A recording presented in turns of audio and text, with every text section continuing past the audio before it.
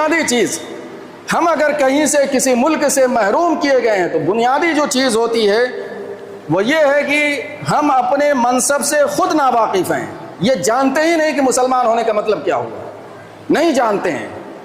پیدا ہو گئے حادثاتی طور پر مسلم گھر میں پیدا ہو گئے, اماں ابا کو مسلمان دیکھا, اماں ابا نماز نہیں پڑھ رہے تھے اس وجہ سے مسجد نہیں آئے. اماں ابا کو دیکھا کہ جمعہ کو مسجد آ رہے ہیں تو جمعہ کو مسجد چلے آئے. اماں ابا کو دیکھا کہ عید کے دن جو ہے عیدگاہ جا رہے ہیں تو ساتھ میں چلے گئے. ابا کو دیکھا کہ بقرعید کے دن جو ہے قربانی کر رہے ہیں تو قربانی کر رہے ہیں. ابا کو دیکھا کہ اپنے بہنوں کو حصہ نہیں دے رہے ہیں تو ہم بھی نہیں دے رہے ہیں.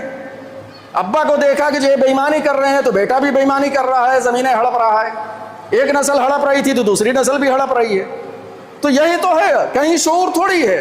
ایک لمحے کے لیے یہ سوچنا یہ نہیں ہوتا ہے کہ ہمارے اپنے مسلمان ہونے کا مطلب کیا ہوگا.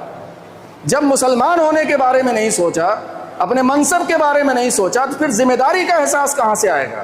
جب یہ سمجھتے کہ تمام انسانوں میں ہمیں سب سے اچھا بنایا گیا ہے, خیر امت کہا گیا ہے, تلاش کریں گے نہیں بھائی اچھا اور بھلا ہونے کی وجہ سے ذمہ داری کیا ہمارے اوپر آ رہی ہے. ذمہ داری یہ آتی کہ جہاں اچھائیوں کا فروغ دینا ہماری ذمہ داری ہوتی, وہیں برائیوں سے روکنے کا کام کرتے. تو پتہ تو یہ چل رہا ہے کہ دوسروں سے 4 قدم آگے برائیوں میں ہم نظر آ رہے ہیں, دوسروں سے 4 قدم آگے نظر آ رہے ہیں. تیسری اس کے بعد جو چیز